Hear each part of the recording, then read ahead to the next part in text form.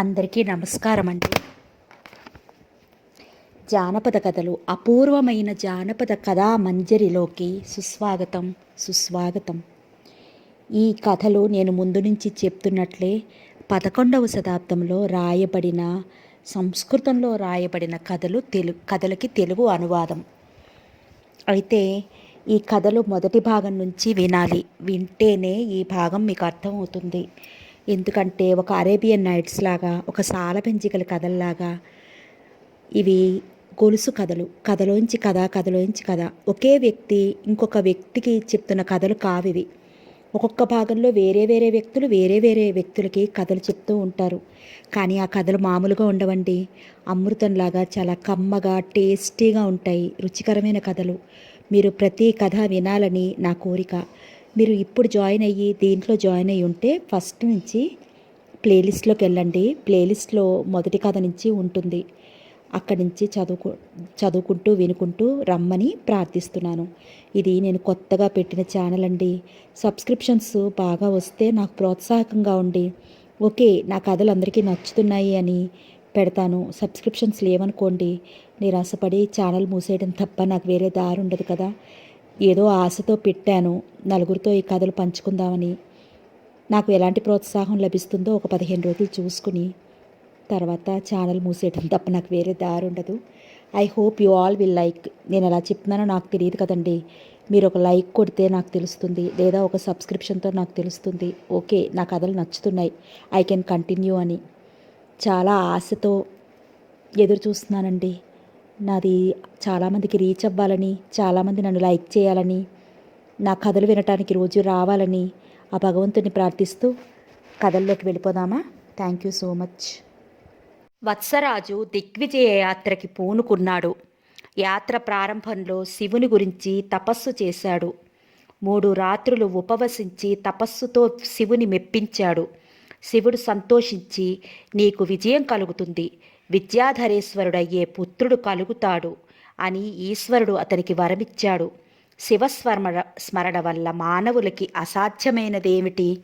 పతివ్రతలైన వత్సరాజు, దేవేరుడిద్దరూ వత్సరాజును అనుసరించి 3 నాళ్ళు వ్రతం చేశారు.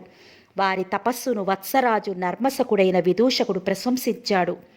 వ్రతంతో కృశించిపోయిన పద్మావతిని చూసి వసంతకుడు, గోపాలకుడు మొదలైన వారి ఎదుట పూర్వం శర్యాతి కుమార్తె అయిన సుకన్య, చవన మహర్షిని, లోపాముద్ర అగస్త్య మహర్షిని ఇలాగే తపస్సుతో సంతోషపెట్టారు అని మేళమాడాడు. ఆమె అతని నర్మోక్తులకు నవ్వింది. మరుసటి దినం ఉదయం వత్సరాజు యౌగంధరాయనుడితో విజయయాత్ర ఏర్పాట్లను గురించి మాట్లాడుతున్నాడు. అప్పుడు యౌగంధరాయనుడు, దేవా, పురుషకారం దైవం తోడైనప్పుడే సఫలమవుతుంది. ఉత్సాహవంతులైన రాజులకు విజయం సిరులను ఇహపర లోకాలలో సిద్ధిని చేకూరుస్తుంది. పూర్వజన్మ సంచిత సుకృతం వల్ల శుభఫలాలు కలుగుతాయి.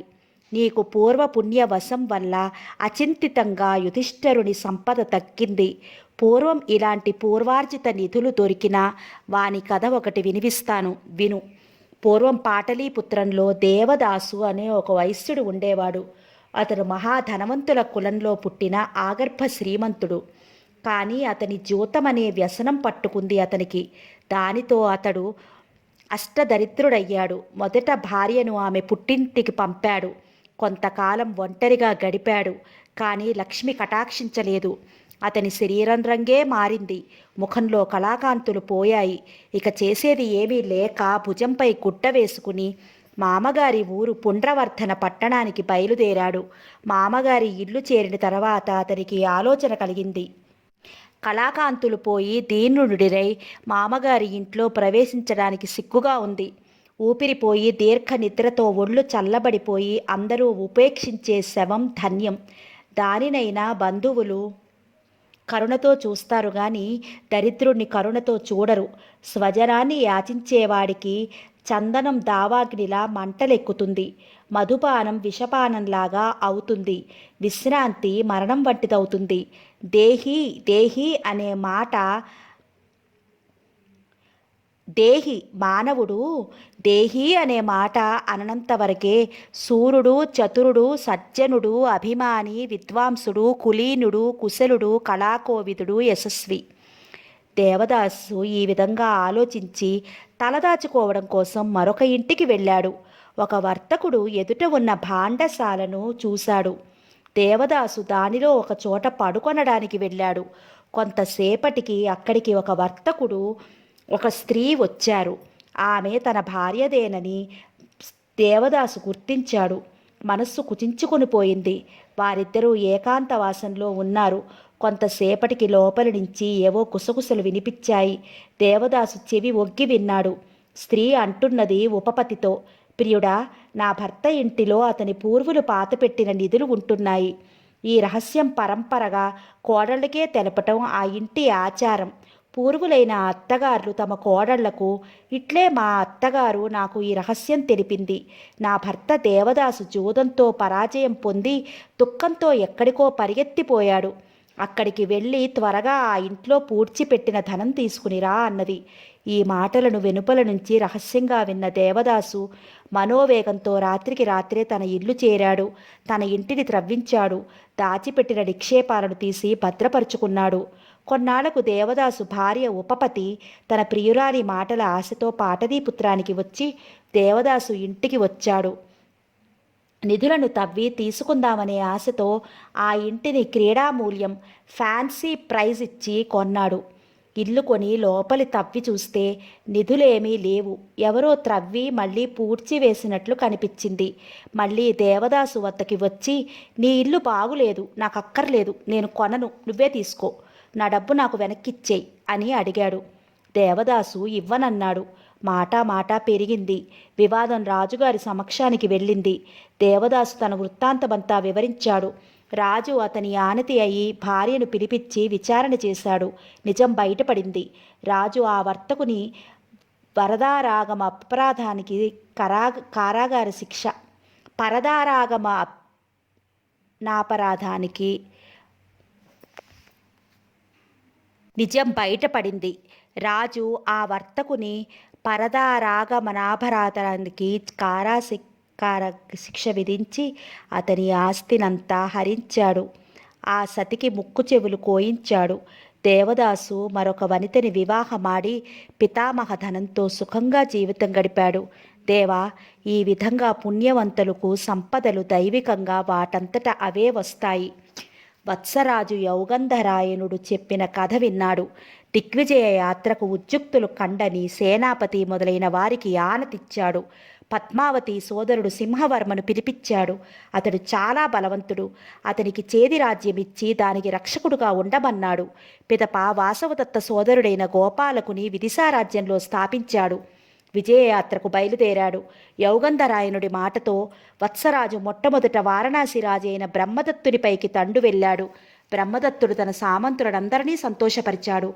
అందువల్ల అతనిని సామంతులు ఎంతో భక్తి శ్రద్ధలతో కొలుస్తున్నారు. అతనిపైకి వత్సరాజు మొట్టమొదటి దండు వెళ్ళాడు. వత్సరాజు సైన్యంలోని ఏనుగుల పాతాఘాతానికి, గుర్రాల గిట్టల తాకిడికి భూతలం గుంటలు పడిపోయింది. భటుల సమ్మర్దంతో దిగంతాలు తల్లడిల్లాయి. రాజు ఇక్కడ ఉన్నాడు అని తెలుపడానికి ఆయనకు ఎంట పడకుండా శ్వేతపత్రం పట్టారు. అతనిని చూస్తే క్షీర సముద్ర మథన సమయంలో సముద్రం నుంచి చంద్రుడు బయలుదేరినప్పుడు సుందరగిరి ఎలా ఉండేదో అలా ఉన్నట్లు అనిపించింది. వత్సరాజు పార్థుని వంశం వాడు. అందువల్ల ఖాండవ దహన సమయంలో భయపడిన మేఘాలే యుద్ధంలో సేనావ్రతం చేయటానికి వచ్చినట్లున్నాయి. నల్లటి ఏనుగులు భటుల చేతులలో జలిపిస్తున్న పొగకత్తులు వాసం వదిలి వచ్చిన పాముల్లాగా కనిపించాయి. యౌగంధరాయనుడు కాపాలకాది వేషాలలో వెళ్ళిన గూఢచారుల వల్ల దైవికమైన శకునాలు, నిమిత్తాల చేత శత్రువు రహస్యాలను, మంత్రాలోచనను మొదట్లోనే లాగాడు. కనుక విజయయాత్ర మహోత్సాహంగా కొనసాగింది. బ్రహ్మదత్తుని మహామాత్యుడు, యోగకరండికుడు, చాలా తెలివిగలవాడు. వత్సరాజు దాడి వెడలి వచ్చే దారిలోని నీటిని, పశుగ్రాసాన్ని విషకలుషితం చేయించాడు. ఉల్కలు పడేటట్టు చేయటం మొదలైన దుస్సాహసమైన పనులు చేయించాడు. యాగంధరాయనుడు వాటికంతా ప్రతీకారంగా ప్రతియోగాలు చేయిస్తూ బ్రహ్మదత్తుని మంత్రి మాయాజలంనంతటినీ కూల్చివేశాడు. వత్సరాజును యుద్ధంలో ఎదుర్కోలేమని బ్రహ్మదత్తుడికి తోచింది. వివేకవంతుడు కనుక లొంగిపోవడమే మేలనుకున్నాడు. అంజలి ఘటించి రత్నోపహారాలతో వత్సరాజుకు ఎదురు వచ్చాడు. వత్సరాజు అతడిని చాలా సన్మానించి అతడు పరాజయం పొందాననే భావాన్ని తొలగించాడు. వత్సరాజు బ్రహ్మదత్తుని జయించిన మీదట సకల దిక్కులు జయించి సూర్యుడు భూమిని భరించే పర్వతాల తలలపై తన ప్రతాపాన్ని భరింపజేసినట్లు భూమిని భరించే రాజుల తలలపై వత్సరాజు తన ప్రతాపం మోపాడు. సమస్త సామంతులు అతని ఆజ్ఞను శిరసావహించారు.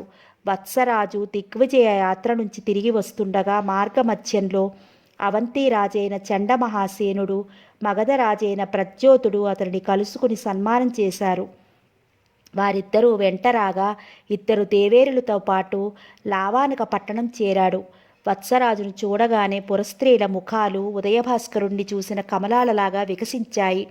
వత్సరాజుకు హేమరత్నాంబరాలు ప్రసాదించే చక్రవర్తి సిరి అబ్బింది. ఇక శృంగార సామ్రాజ్య సిరిని అనుభవించాలి. కాంతాకేడి కళాపారీణుడైన వత్సభూపతి ఆ శృంగార సామ్రాజ్యం కూడా ఏలాడు. కొన్నాళ్ళు గడిచాయి. విజయీ అయిన వత్సేశ్వరుడు మంత్రి యౌగంధరాయనుడితో మంత్రాలోచన చేస్తూ, మహామంత్రి, నా విజయలక్ష్మికి నీ పతి ప్రభావమే కారణం. నా కనుబొమ్మల కదలికతోనే పలువురు రాజులు పదవి నుంచి తొలగడం, మళ్ళీ ప్రతిష్ఠితులు కావడం, నా పాదాలను వారి చూడామణుల కాంతులు చుంబించడం జరుగుతున్నాయి. ఒక్క బ్రహ్మదత్తుడు మాత్రం చాలా కుటిల మనస్సు కలవాడు. వసుడైనప్పటికీ దర్పాంగుడు కనుక మళ్ళీ చరించిపోతాడని అనుకుంటాను అన్నాడు. దేవా, మీరు అతనిని జయించినా చాలా సన్మానించారు. అందువల్ల అతడు చరించి ఎదురు తిరగడు. శుభకర్మ వల్ల విపరీత కర్మ వల్ల విపరీత కర్మ కలుగుతాయి. నీ శాసనాన్ని ధిక్కరిస్తే అతనికి సంపదలు దక్కవనడం నిజం. ఒక పూర్వ వృత్తాంతం చెబుతాను వినండి అని యౌగంధరాయనుడు ఒక కథ చెప్పాడు. పద్మం అనే పేరు గల దేశంలో పూర్వం అగ్నిదత్తుడనే బ్రాహ్మణుడు ఉండేవాడు. అతనికి సోమదత్తుడు, వైశ్వానరుడు అని 2 కుమారులు ఉండేవారు. సోమదత్తుడు చదువు సంధ్యలు లేనివాడు, శాస్త్రగ్రంథమైన లేనివాడు. వైశ్వానరుడు చదువుకున్నవాడు, వేద పారంగుతులలో ప్రథముడు. అగ్నిదత్తుడు వారిద్దరికీ వివాహం చేసి స్వర్గస్థుడయ్యాడు. సోమదత్తుడు మూర్ఖుడు కావడం వల్ల, సదాచారం వదిలిన దానివల్ల దుర్జన సాంగత్యం ప్రబలిపోయి దుష్టుడయ్యాడు. ఒకమారు అతనిని రాజు బందీలో కూడా చూశాడు. అతని తమ్ముడైన వైశ్వానరుడు రాజుకు మనవి చేయడం వల్ల రాజు సోమదత్తుని విడుదలకు ఉత్తర్వు చేశాడు. ఈ విధంగా వాడు తన తమ్మునితో రక్షించబడ్డాడు. కానీ అతనికి అవమానంతో, ఆగ్రహంతో తమ్మునితో పాటు ఉండటం ఇష్టం కాలేదు. అందువల్ల భార్యతో పాటు అగ్రహారం వదిలిపెట్టి సేద్యం వృత్తిగా ప్రారంభించాడు. అతని మడి దగ్గరే ఒక పెద్ద మర్రి చెట్టు ఉండేది. అది దట్టమైన ఆకులతో మంచి నీడనిచ్చేది. సోమదత్తుడు దాని పంచెన ఉంటూ దానికి పూజలు చేస్తూ వ్యవసాయం కొనసాగించాడు. సభ్య సంపదతో పెరిగిన ఆ దుర్భాగ్యుడు వ్యవసాయం చేస్తూ నాగటినే నమ్ముకున్నందున అతనికి హలాభూతి అనే పేరు వచ్చింది. సోమదత్తుని అదృష్టం సరిగా లేదు. పరధరాయుత్తులైన దుర్మార్గులు అతనిపై పడి అతని పొలం, ఇల్లు ధ్వంసం చేశారు. అతను సంపాదించిన లక్ష్మి కాస్త ఇలా ధ్వంసమయ్యింది. విధి విరుద్ధంగా ఉన్నప్పుడు పుషాకారం, మానవ ప్రయత్నం ఏం చేస్తుంది? సోమదత్తుడు శోకవ్యాకులుడై రుద్రాహారాలు లేక మర్రి చెట్టు కిందే పడి ఉంటూ వచ్చాడు. అతని కళ్ళ ముందు నిరంతరం నీరు ప్రవహిస్తూనే ఉండేది. అతని భార్య దుఃఖం చెప్పనక్కరలేదు. అతడు ఒక రాత్రి ఇలాగే నిద్ర లేకుండా దుఃఖంతో వటవృక్షం కింద పడుకుని ఉన్నాడు. అతనికి ఆకాశం నుంచి ఇలా వినిపించింది. హలాభూతి, నేను ఒక యక్షకుడిని. నా పేరు మిహారుడు. నువ్వు ఎల్లప్పుడూ నన్ను పూజిస్తున్నావు.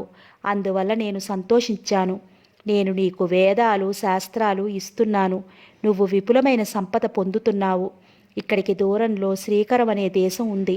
దానికి ఆదిత్య ప్రభు అనే రాజు. నీవు అతని దేశానికి వెళ్ళు. అక్కడ ఎవరు అడిగినా అడగకపోయినా శుభం చేసేవారికి శుభం కలుగుతుంది, అశుభం చేసేవారికి అశుభం కలుగుతుంది అని చెబుతూ ఉండు అని. మరుసటి దినం హాలాభూతి భార్యతో పాటు శ్రీకంఠ దేశానికి పయనమయ్యాడు. కొన్నాళ్లకు ఆ దేశం చేరాడు. అక్కడ యక్షుడు చెప్పినట్లు ఎవరు అడిగినా అడగకపోయినా శుభం చేసేవారికి శుభం కలుగుతుంది, అశుభం చేసేవారికి అశుభం కలుగుతుంది అని అంటూ వచ్చాడు. ఇతని సంగతి రాజుగారికి చేరింది. అతడు హలభూతిని ఆస్థానానికి పిలిపించాడు. హలభూతి రాజాస్థానంలోనూ ఆ మాటే నవ్వుతూ చెప్పాడు. రాజు ఆ మాటలకు నవ్వుకున్నాడు. అతనికి అందరూ ఆశ్చర్యపడేటట్టు సంపద ఇచ్చి పంపివేశాడు. హలభూతి క్రమంగా రాజుకు ఆంతరింగికుడయ్యాడు. నగరులోని వారందరూ అతనిని గౌరవించసాగారు. ఒకనాడు రాజు విశ్వాసపాత్రుడైన హలభూతితో పాటు వేటకు వెళ్ళాడు. అతను వెళుతుంటే పురస్త్రీలు మెడల నుంచి ఇతర స్థలాల నుంచి ఆయన్ను చూశారు. పురస్త్రీలు మేడల నుంచి ఇతర స్థలాల నుంచి ఆయన్ను చూశారు. నల్లని ఆ చూపులు అతనికి నల్లకలువ దండలు వేసినట్లు కనిపించింది. వేట నుంచి చాలా కాలానికి రాజు తిరిగి వచ్చాడు. వేటకు వెళ్ళిన ఆదిత్య ప్రభ మహారాజు చాలా కాలానికి తిరిగి వచ్చాడు. వచ్చి రాగానే ఒంటరిగా రాణి కువలయావళిని చూడటానికి వెళ్ళాడు. కానీ కువలయావళి అంతఃపుర దాసి అతనిని చాలాసేపటి వరకు లోపలికి వెళ్ళనివ్వలేదు. తలుపు వద్ద ఆపేసింది. మహారాజు తోరణ గండ్లకుండా లోపలికి తొంగి చూశాడు. కువలయావళి తల విరియబోసుకుని దిశమొలగా కమలాకరంగా పెట్టిన ముగ్గుల యాగమండలంలో కూర్చుంది. ఒళ్ళంతా రక్తచందనం అలుముకుంది. ఏదో అభిచార హోమం చేస్తున్నట్లు కనిపించింది. మహారాజు ఇక నిలవలేకపోయాడు. ఆశ్చర్యం, క్రోధం, సందేహం ఆయన మనస్సును ముప్పిరికొన్నాయి. పరిజనాన్ని తోసుకుని లోపలికి వెళ్ళాడు. కువలయావళి ఆయనను చూసి ఆశ్చర్యపడింది. ఆ ఆశ్చర్యం ఆమె చకిత నేత్రాల్లో కనిపించింది. భయంతో వణికిపోయింది. పెద్ద చనికొట్టు కిందకి పైకి తరగలాగా ఎగిసపడింది. ఆమె మరల గుడ్డ చుట్టుకుని, దేవా, నాకు అభయమివ్వండి, సంగతి యథార్థంగా తెలియజేస్తాను అని మహారాజును కోరింది. మహారాజు యథార్థమేమిటో తెలుసుకుందామనే జిజ్ఞాసతో ఆమెకు అభయమిచ్చాడు. ఆమె తన కథ ఇలా చెప్పసాగింది. దేవా, నేను పుట్టినింటిలో కన్యగా ఉన్నప్పుడు ఒకమారు నానా దేశాల నుంచి నా స్నేహితురాండ్రు వచ్చారు. వసంత ఋతువు వచ్చింది. కోకిలలు తీయగా ఆలపిస్తున్నాయి. చెట్టు తీగలు మొగ్గ తొడిగాయి. చంపకలు పూచాయి. వాటిపైన తుమ్మెదలు మూగాయి. ఆ తుమ్మెదలు మలయానిలానికి కదులుతూ వచ్చాయి. అలాంటి వసంతంలో మన్మధునికి విలాస నిలయమైన ఉద్యానానికి నా నిచ్చులతో పాటు వెళ్ళాను. అక్కడ నా చెల్లెలు నాతో, కువలయావళి, ఇక్కడికి దగ్గరలోనే విఘ్నేశ్వరుని విగ్రహం ఉంది. ఇతడే తపస్సాలి అయిన ఈశ్వరుని సన్నిధిలో ఉండేవాడు. వివాహ సాఫల్యం కోసం, విజయసిద్ధి కోసం విఘ్నేశ్వరుని లోకంలో పూజిస్తారు అన్నారు. ఆ మాటలు విని నేను, విఘ్నేశ్వరుడికి అంత ప్రభావం, మహత్యం ఉందా అని అడిగాను. వారు ఇలా చెప్పారు. స్నేహితురాలా, పూర్వం ఊర్ధరేతస్కుడైన చండికాపతి హిమాలయాల్లో తపస్సు చేస్తున్నారు. గౌరీదేవి అతని నుంచి ఒక పుత్రుణ్ణి పొందడం కోసం తపస్సు ప్రారంభించింది. ఆమె తపస్సుకు ఇంద్రుడు సంతోషించాడు. ఆమె కుమారుడు తమ విజయలక్ష్మికి కారణమవుతాడని ఇంద్రుడు ఈ విధంగా భావించి పంచబాణుని వసంతులతో సహా శివుని మనస్సు మార్చటానికి పంపాడు. అక్షయబాణుడైన పంచబాణుడు ఇంద్రుని ఆదేశంపై శంభువు తపోవనానికి వెళ్ళి తపోవనంలో అకాలంలోనే వసంత ఋతువు ఆవిర్భవించేటట్లు చేశాడు. మన్మధుడి ప్రభావానికి అకస్మాత్తుగా లొత్తుగలు, అశోకాలు, కేసరాలు విరగబూచాయి. త్రిలోచనుడిని ఉన్మాదపరిచే బాణంతో కొట్టాడు మన్మధుడు. త్రిలోచనునికి మనస్సు వికారమైంది. దీనికి కారణమేమిటా అని అతడు పరికించి చూశాడు. మన్మధుడు కనిపించాడు. శివుడు రుద్రుడైపోయాడు. ఆ రుద్రుడి ఫాలలోచనం నుంచి అగ్ని వెలువడింది. దానితో మన్మధుడు భస్మమైపోయి స్మృతిశేషుడయ్యాడు. మన్మధుడు మరణించినందుకు గౌరీదేవి చాలా దుఃఖించింది. ఆమె కన్నులలో నీరు నిండింది. శివుడు పుత్రార్థిని అయిన ఆమెను చూశాడు. దేవి, నీవు పుత్రులను కోరేదానివి, పుత్రుల కోసం విఘ్ననాయకుడిని పూజించలేదు కనుక నీ కోరిక సఫలం కాలేదు అని అన్నాడు. ఆ సమయంలోనే దేవతలు తారకాసుర బాధితులై తమను రక్షించగల ఒక కుమారుడికి పార్వతీ యందు జన్మ కలిగించాలని ప్రార్థించారు. దేవతల ప్రార్థనలు విన్న మహాదేవుడు మన్మధుడికి రెట్టించిన ఉత్సాహానికి దర్పణగా మనసులోనే పుట్టుక అనుగ్రహించాడు. తర్వాత గౌరీదేవిని అనుగ్రహించి ఆమెతో క్రీడించటం ప్రారంభించాడు. ఈ విధంగా 1000 దివ్య సంవత్సరాలు గడిచాయి. పర్వతాలు దొర్లి సముద్రాలలో పడ్డాయి. సముద్రాలు ఆ దెబ్బకు ఆకాశానికి లేచాయి. ఆ రెండింటి ఆఘాతానికి భూమి చలించింది. దేవతలు భయపడిపోయి బ్రహ్మ వద్దకు వెళ్ళారు. బ్రహ్మ అగ్నిదేవుడు ఎక్కడ ఉన్నాడో వెతుక్కుని రండని ఆజ్ఞాపించాడు. అగ్నిదేవుడు ఎక్కడో దాక్కున్నాడు. దేవతలు వెతికారు, ఎక్కడా దొరకలేదు. అగ్ని ఎక్కడ ఉన్నది చిలుకలకు, కప్పలకు, ఏనుగులకి కూడా తెలుసు. అయినా అవి అతడు దాక్కున్న స్థలం ఆనవాలు చెప్పాయి. అప్పుడు అగ్నికి చాలా కోపం వచ్చింది. మీ నాలుకలు వెనక్కి తిరిగిపోని అని ఆ పక్షులను శాపం పెట్టాడు. అగ్నిదేవుడు కనిపించిన తర్వాత ఇంద్రుడు ఆయనను ప్రార్థించాడు. వెళ్ళి పార్వతీ శివుల క్రీడలకు విఘ్నం కలిగించవలసినదని అగ్ని అంగీకరించి సూక్ష్మవేశంతో పార్వతీ పరమేశ్వరుడున్న ఏకాంత స్థలానికి వెళ్ళి వారి క్రీడలకు విఘ్నం కలిగించాడు. శివుడు క్రీడ విరమించి తన తేజస్సును అగ్ని ముఖం మీదకి విసిరివేశాడు. మహేశ్వరుని తేజస్సును అగ్ని తప్ప ఎవరు ధరించగలరు? గిరీసుతకు దేవతల ఈ అసభ్య ప్రవర్తనకు చాలా కోపం వచ్చింది. మీకెవ్వరికీ సమాన జాతి సంపర్కం వల్ల పుత్రులు కలగకుండా పోనీ అని శాపం ఇచ్చింది దేవతలకు. అప్పుడు మళ్ళీ ఈశ్వరుడు జ్ఞాపకపరిచాడు, దేవి నీవు పుత్రుల కోసం విఘ్నరాజును పూజించలేదు అని. గౌరీదేవి అప్పుడు మళ్ళీ కలిగిన విఘ్నాన్ని పోగొట్టుకొనడానికి విఘ్నరాజును ఆర్తించింది. శివుని తేజస్సును అగ్ని 1000 సంవత్సరాలు ధరించాడు. అలసిపోయాడు, ఇక భరించలేకపోయాడు. ఆ తేజస్సును గంగలో వదిలాడు. గంగ ఉత్కంఠి అయిన తేజస్సుల ధరించింది. కానీ తారకాసురుడికి గంగ భయపడింది. శంభువు కూడా దానిని వదిలిపెట్టమని చెప్పాడు. అందువల్ల గంగ ఆ తేజస్సును సూర్యునిలాగా వెలిగిపోతున్న దానిని సుమేరు పర్వతం దక్షిణ భాగంలో వదిలిపెట్టింది. దానిని హారుని కింకరులు రక్షించారు. కృత్తికాయి పోషించారు.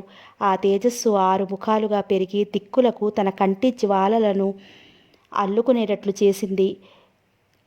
కలహసనుడైన నారదుడు మహాప్రభావంతుడైన ఆ షణ్ముఖ బాలికుడిని చూసి నీకెవ్వడో శత్రువు పుట్టాడు అని ఇంద్రుడిని రెచ్చగొట్టాడు. ఇంద్రుడు నారదుని మాటలు నమ్మి అతడిపై వజ్రాయుధాన్ని పలుమార్లు ప్రయోగించారు. ఆ వజ్రాయుధం దెబ్బలకు కార్తికేయుని దేహం నుంచి గోకుడు, విశాఖుడు, సుముఖుడు అనే 3 కుమారులు పుట్టారు. సమర దుర్మర్దుడైన కార్తికేయ కుమారుడు కూడా లేచి నిలబడ్డాడు. ఐరావతం యుద్ధరంగం నుంచి పరిగెత్తింది. ఇంద్రుడు దాని తొండం గట్టిగా పట్టుకున్నాడు. అప్పుడు ఈశ్వరుడు ఇంద్రుడిపై దయతలిచి అక్కడ ప్రత్యక్షమై కార్తికేయుని సమాధానపరిచాడు. ఈశ్వరుని వెంట పార్వతి కూడా వచ్చి కార్తికేయునికి నచ్చచెప్పింది. అప్పుడు కార్తికేయునికి ఇంద్రుడికి ఇంద్రుడిపై ప్రీతి విశ్వాసాలు కలిగాయి. ఇంద్రుడు తారకాసుర సంహారం కోసం కార్తికేయుని దేవసేనాపతిగా పట్టాభిషేకం చెయ్యదలిచాడు. ఏర్పాట్లన్నీ జరిగాయి. కానీ ఇంద్రుడు అతనికి సేనాపతి పట్టాభిషేకం చేయటానికి సుగంధ జల కలశం ఎత్తగా చేయి కలశంతో పాటు స్తంభించిపోయింది. అది చూసి గౌరీదేవి ఇంద్రా నీవు ప్రారంభంలో విఘ్నపతిని పూజించటం మరిచావు. అందువల్ల ఇది ఏర్పడింది. కనుక అతనిని పూజించు అన్నాడు. ఇంద్రుడు అతని మాటలపై గణనాయకుని పూజించాడు. దానితో విఘ్నం తొలికింది. శివుని చెయ్యి కొయ్యబారిపోవడం మాని ఇంద్రుడి చెయ్యి కొయ్యబారిపోవటం మాని యథాపూర్వ స్థితికి వచ్చింది. ఇంద్రుడు తర్వాత కార్తికేయుణ్ణి నిర్విఘ్నంగా దేవసేనకు అధిపతిని చేశాడు. ఆ మహాసేనుడు దివ్యకాంతితో తర్వాత యుద్ధాలలో తారకాసురుని సంహరించాడు. ఈ విఘ్ననాయకుడు ఇంతటి ప్రభావం కలవాడు. అందువల్ల తగినవాడు. నెచ్చెలుల మాటలతో నేను ఎంతో సంతోషంతో ఆ విఘ్నరాజమూర్తికి వద్దకు వెళ్ళాను. ఆ మూర్తి అశ్వత్థ వృక్ష మూలంలో ఉంది. ఆ దేవతామూర్తిని నేను పూజించి తిరిగి చూశాను. నా స్నేహితురాండ్రు ఆకాశంలో రాకపోకలు సాగిస్తున్నారు. అది చూసి నాకు విస్మయం కలిగింది. ఆకాశంలో గమనాగమనాలు ఎలా సాధించారండర్రా అని వారిని అడిగాను. మహాకారుని ప్రసాదం వల్ల, గణనాథుని పూజించడం వల్ల, మహామాంస భక్షణ వల్ల మాకు ఇది సిద్ధించింది. ప్రచ్ఛన్నంగా ఉన్న ఢాకిడులో మాకొక ఉపాధ్యాయుని ఉంది. ఆమె పేరు కాళరాత్రి. ఆమె పిలిస్తే వస్తుంది. ఆమె నుంచి నీవు ఆ సిద్ధులు సంపాదించవచ్చు అని వారు నాతో అన్నారు. నాకు ఉపదేశం కోసం నా నెచ్చెలులు ఆమెను పిలిపించారు. బాణకడుపు, వ్రేలాడుతున్న రొమ్ములు, పరమ వికారస్వరంతో ఉన్న కాళరాత్రి వచ్చింది. ఆమె నాకు దీక్షని ఇచ్చింది. నేను ఆ దీక్షతోనూ మహామాంస భక్షణతోనూ మహాకాలుణ్ణి సాక్షాత్కరింపచేసుకున్నాను. యోగిని అయ్యాను. మాయలు రూపపరావృత్తి, దృష్టిబంధం, అభిచారం, మారణం, ఉచ్చాటనం, ఆకర్షణ, ఈ విద్యలలో గురువును మించిన శిష్యురాలినయ్యాను. ప్రచన్న డాకిరి అయిన కాళరాత్రి భర్త విష్ణుస్వామి అనే శ్రోత్రియ బ్రాహ్మణుడు. అతడు మహావిద్వాంసుడు, ఉపాధ్యాయుడు. అతనికి సుందరుడైన ఒక శిష్యుడున్నాడు. అతని పేరు రూపానికి తగినట్లు సుందరీకుడు. గురుపత్ని అయిన కాళరాత్రి ఆ యువకుణ్ణి కామించి గురుదక్షిణగా తనను అనుభవించమంది. గురుభార్య తల్లితో సమానం. నువ్వు నా తల్లివి, ఓ పవిత్రురాలా, నేను నీ కుమారుణ్ణి అని సుందరుడు మనవి చేసుకున్నాడు. ఆ కాళరాత్రి పెక్కుమార్లు అతన్ని ప్రార్థించింది. అతడు వినయంతోనే నిరాకరిస్తూ వచ్చాడు. కాళరాత్రికి కోపంతో కసి ఎక్కువయింది. ఒకనాడు తన వ్రేలిగోళ్లతో తనని తానే రక్కుకుని సుందరకుడు అలా చేశాడని భర్తతో కొండాలు చెప్పింది. ఉపాధ్యాయుడు ఆమె మాటలు నమ్మాడు. ఉగ్రుడైపోయాడు. దుడ్డుగర్రలతో బాది తరిమివేయండని శిష్యులకి ఆజ్ఞాపించాడు. శిష్యుడు సుందరకుడిని అట్లాగే దుడ్డుకర్రలతో బాది రాత్రి ఊరి వెలుపల పడవేశారు. సుందరకుడు ఒళ్ళు హూనమైపోయి నిర్జన స్థలంలో పడి ఉన్నాడు. చాలాసేపటికి అతనికి స్మృతి వచ్చింది. అక్కడ ఒక కొట్టం కనిపించింది. సందేహిస్తూనే దానిలోకి వెళ్ళి తలదాచుకున్నాడు. అర్ధరాత్రి అయ్యింది. ఉపాధ్యాయుని భార్య కాళరాత్రి ఠాకినీ పరివారంతో అక్కడికి వచ్చింది. ఆమె ముఖాలు భయంకరంగా ఉంది. ఆమె ఉత్పతన మంత్రం పఠించింది. ఇల్లు అమాంతంగా పసుల కొట్టంతో సహా ఆకాశంలోకి లేచింది. సుందరకుడు చాలా తెలివిగలవాడు కనుక ఆ మంత్రాన్ని గ్రహించి మననం చేసుకున్నాడు. తెల్లవారే వేళకు కాళరాత్రి మళ్ళీ అక్కడికే తిరిగి వచ్చింది. సుందరకుడు తెల్లవారిన తర్వాత పశువుల కొట్టం నుంచి వెలువడి ఊళ్ళోకి పోయి ఒక సత్రంలో భోజనం చేస్తూ గడిపాడు. కాళరాత్రి ఒకనాడు అతనిని సత్రంలో చూసింది. మళ్ళీ ఒక మన్మధుని వంటి అందగాడ, నేను స్వయంగా నిన్ను వెతుక్కుంటూ వచ్చాను, నన్ను ఏలుకో. ఉపాధ్యాయుని మాటలు విన్న సుందరకుడు చెవులు మూసుకుని వెళ్ళిపోయాడు. సాధువులు ధర్మం ఎల్లలను దాటుతారా? కాళరాత్రి అంతటితో ఊరుకోలేదు. సుందరకుడు నిరాకరించగానే మళ్ళా పోయి తన భర్త విష్ణుస్వామితో చెప్పింది. నీ శిష్యుడు నన్ను నలుగురి ఎదుట కొట్టాడు అని. ఆ మాటలకు విష్ణుస్వామి రోషంతో ఊగిపోయాడు.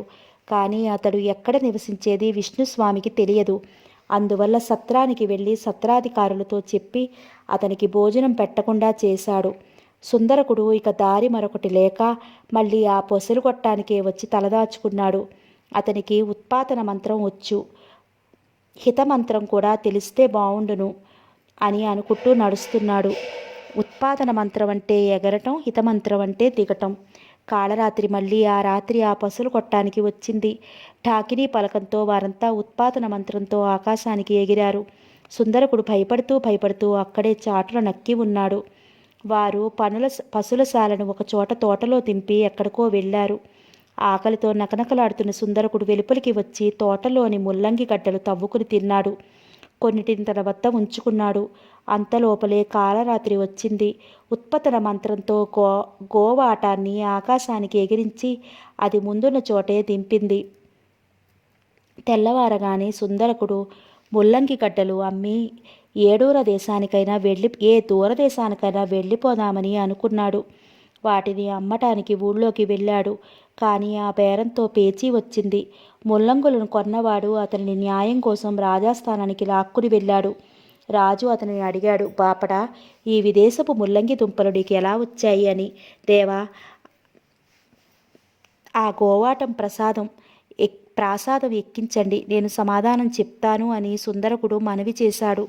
రాజు ఆ విధంగా చేశాడు. సుందరకుడు ఉత్పాదన మంత్రంతో గోవాటంతో పాటు మరొక దేశానికి పారిపోయాడు. అక్కడ ఆనాడు దేశపు రాజు సపరివారంగా విహారానికి ఊరి బయటకు వెళ్ళాడు. అతను ఆకాశగతుడైన సుందరకుడిని చూసి ఆశ్చర్యపడ్డాడు. మహానుభావ, ఎవరు నువ్వు అని ప్రశ్నించాడు. రాజా, నేను మహేశ్వరపురంలోని వాడిని, నీవు మహేశ్వరుడివి. వారు నాకు బంగారం రత్నాలు కానుక ఇవ్వు అని అన్నాడు. ఆ రాజు భక్తితో సమర్పించిన విపుల ఐశ్వర్యాన్ని స్వీకరించి సుందరకుడు ఆ గోవాటు హర్మ్యంలోనే గగనవీధిలోనే గడిపాడు. పాత మంత్రం తెలియడం వల్ల తిరగడంతోనే అతనికి సరిపోయింది. ఒకమారు ఒక సిద్ధునితో అతనికి పరిచయం కలిగింది. అతడు సుందరకుడిపై దయతలిచి పాత మంత్రం అతనికి ఉపదేశించాడు. దానితో సుందరుడు తన దేశానికి వచ్చి గోవాటాన్ని యథాస్థాపనలో దింపాడు. తరువాత రాజు ఆస్థానానికి వెళ్ళి కాళరాత్రి గొడవంతా విన్నవించాడు. రాజు అంతా విన్నాడు. వాస్తవ పరిస్థితి తెలుసుకుని కాళరాత్రిని పట్టి బంధించమని భటులకు ఆజ్ఞాపించాడు. దేవా, ఆ కాళరాత్రి అక్కడి నుంచి తప్పించుకుని వచ్చి ప్రస్తుతం నా అంతఃపురంలో దాక్కుని ఉన్నది. విషయాన్ని ఉన్నదున్నట్లుగా మీకు తెలియజేశాను అని అన్నది. ఆదిత్య ప్రభువు అంతా విన్నాడు. కువలయావళి అతను కొంచెం మెత్తపడినట్లు గ్రహించింది. మహారాజా, నువ్వు కూడా ఆ ప్రయోగంలో ప్రవేశించు, త్వరలో సిద్ధి పొందుతావు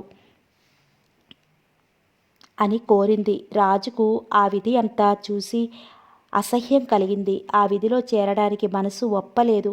కానీ కువలయావళి పలుమార్లు బ్రతిమలాడింది. అతను లొంగిపోయాడు. అయితే నీవు ఆ అభిచార విధికి ఆకర్షించిన బలిపశు ఎవరు అని ప్రశ్నించాడు.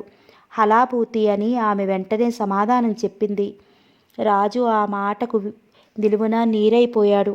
కానీ కువలయావళి అతడి పదే పదే ప్రార్థించింది.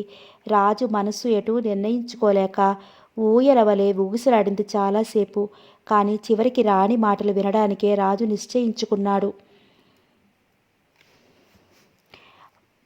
సాహసకుడు అనే వంటవాడిని పిలిపించాడు. వంటశాలలో నీ వద్దకు ఎవరు వచ్చి రాజయోగ్యమైన వంట చేయమని వచ్చి చెబుతారో అతనిని వెంటనే చంపి అతని మాంసంతో వంట వండి తీసుకుని రాని సంకేతం ఏర్పరిచి ఉత్తర్వు చేశాడు. తర్వాత రాజు తన భవనానికి వెళ్ళి హలభూతిని చూసి, పండితోత్తమ, రాజయోగ్యమైన భోజనం సిద్ధపరచమని మహావనంలో చెప్పండి అని ఆజ్ఞాపించాడు. హలభూతికి రాజు కుట్ర ఏమీ తెలియదు. రాజాజ్ఞ మేరకు వంటశాలకు వెళుతున్నాడు. దారిలో రాజపుత్రుడు చంద్రప్రభుడు తొందరగా వస్తూ ఎదురుపడ్డాడు. హలభూతి, నా కుండలాలు ఎక్కడో కనిపించడం లేదు, వెతికిపెట్టు అని హలభూతిని కోరాడు. రాజపుత్ర, మహారాజుల వారికి భోజనం సిద్ధం చేయాలట. పాకశాలకు వెళ్ళి వంటవాడితో మహారాజుల వారి ఆజ్ఞను వినిపించి క్షణంలో వస్తాను అని హలభూతి అన్నాడు. రాజకుమారుడు, నేను వంటశాలకు వెళ్ళి వంటవాడికి నీ మాట చెబుతానులే, వెళ్ళు, నువ్వు నా కుండలాలు వెతికిపెట్టు అంటూ అతన్ని పంపివేసి తన వంటశాలకు వెళ్ళాడు. రాజపుత్రుడు చంద్రప్రభుడు వంటశాలకు వచ్చి వంటవాడు సాహసికునితో రాజయోగ్యమైన వంట సిద్ధం చేయవలసినదిగా మహారాజుల వారు చెప్పమన్నారు అని చెప్పాడు. సాహసికుడు రాజకుమారుణ్ణి చూశాడు. అతని మాటలు విన్నాడు.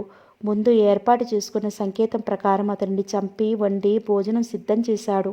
ఆదిత్య ప్రభుడు భార్య కువలయావళితో పాటు ఆ మాంసం భోజనం హాయిగా ఆరగించాడు. తెల్లవారింది.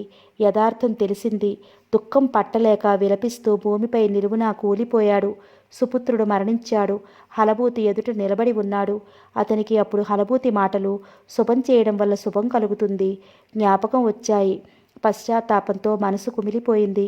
ఉన్నదంతా దానం చేసి హలభూతికి పట్టం కట్టి యమునా తీరానికి భార్యతో పాటు వెళ్ళిపోయాడు. యమునా తీరంలో తన దేహ మాంసం కోసి అగ్నిలో వేలుస్తూ యజ్ఞం చేశాడు. ఆ పత్వగుణంతో అతని పాపాలన్నీ బంగాళమైపోయినాయి. అతడు సతీ పత్ని సహితుడై స్వర్గం చేరాడు. హలభూతి శుభకార్యాలు చేయడం వల్ల శుభఫలాలు పొందాడు. మహారాజా, మీరందరికీ శుభం చేసేవారు, చేసినట్టివారు ఎవ్వరూ మీకు ఎదురు తిరగరు. వత్సరాజు యోగంధరాయనుడు చెప్పిన కథ విని అది అలాగా అంటూ ఆశ్చర్యపోయాడు. వత్సరాజు విజయయాత్ర తర్వాత మళ్ళీ ప్రియతమ కేళీ విలాస రసికుడయ్యాడు. ఆ సన్నివేశం ఎలా కనిపించిందంటే, విజయలక్ష్మి ఆయనకు ప్రియురాండితో సుఖపడమని ఆశీర్వదించినట్లు కనిపించింది. కొన్నాళ్ల తర్వాత ఉదయనుడు భార్యలతో పాటు లావాణకం నుంచి కౌశాంబికి వచ్చాడు. ఉదయనుడు కౌశాంబిలో ప్రవేశిస్తుంటే మేడలలోని తరుణీమరులు తమ కలువరేకుల వంటి చూపులతో చూశారు. ఆ కలువ చూపులు అతనికి కలువరేకుల దండలతో అలంకరించినట్లు అందం చిందించింది. రాజు తిరిగి వస్తున్నాడని నగరంలో అంతా సంతోషం ఇచ్చారు. అటు ఇటు సంబరంతో నడయాడారు. అప్పుడు వారి గజ్జెల వడ్డాణాలు, కాళ్ళ అందెలు మోగాయి. ఆ మధుర సంచితాలు మన్మధుడు తన ధనస్సును చెవి వరకు అంటలాగి మోగించిన అల్లెతాటి క్రేళీరావంలాగా వినిపించాయి. అప్పుడు ఏమైందో నెక్స్ట్ పార్ట్లో తెలుసుకుందాం.